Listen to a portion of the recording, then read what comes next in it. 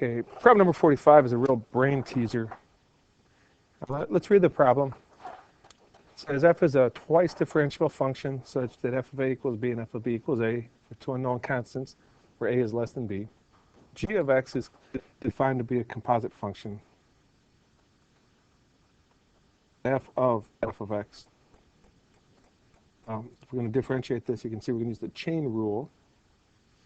The mean value theorem applies to G prime. So what can we conclude about K? Or what can we conclude? Let's just review something. If the mean value theorem applies to F, that means that the instantaneous rate of change of F at some point is equal to the average rate of change of F. Okay. Now, for some point C that's in between the interval between A and B. So they're telling us that the mean value theorem applies to G prime. They don't tell us of what. So G prime.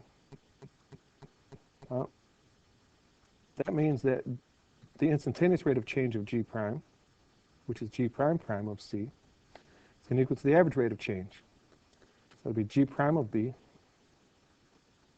minus G prime of A all over B minus A. Here's what we're thinking, and we have to make some sense out of this. Let's read some more and see what we can figure out.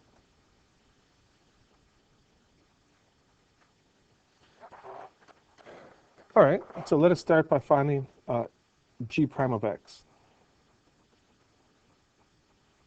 We have a composite function, so the outside function is f of something. The derivative of f of something is f prime of something. Inside stays the same, times the derivative of the inside.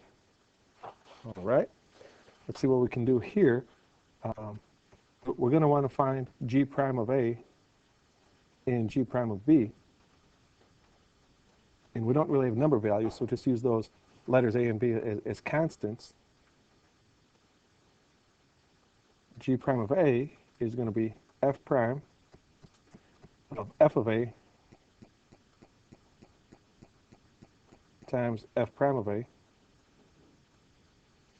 and G prime of B is going to be f prime of f of B times f prime of B. Now, it doesn't seem to tell us a whole lot right now, but let's read the problem again, and they gave us some information that might help us. They said that f of A equals B. Well, it looks like we can take this f of A and replace it with B. And then they told us that f of B equals A. So it looks like we can take this f of B and replace it with A. Let's just see what that does.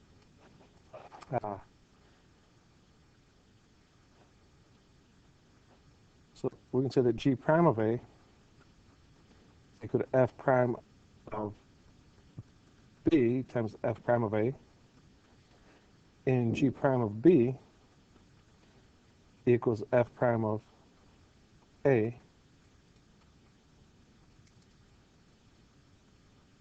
times f prime of B. Now, if you look closely, these values are equal. F prime of B times f prime of A equals f prime of A times f prime of B, because multiplication is commutative. You can multiply in any order, you get the same answer. So what we can conclude now is that G prime of A is equal to G prime of B. So what does that mean? It doesn't seem to help us much, but really indirectly it does. So now we can come over here and say that G prime prime of C equals. Now look, if G prime of B is equal to G prime of A, when we subtract equal values, we're going to get 0. 0 divided by B minus A, 0 divided by some positive constant is 0.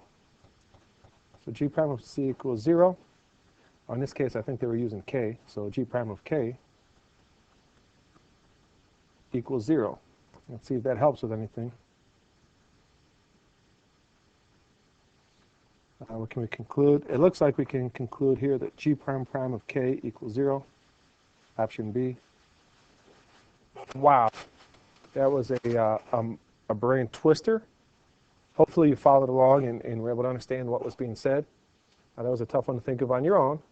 But hey, thanks for sticking with us. Thanks for watching the video. Hopefully it was helpful. Good luck with the rest of your problems.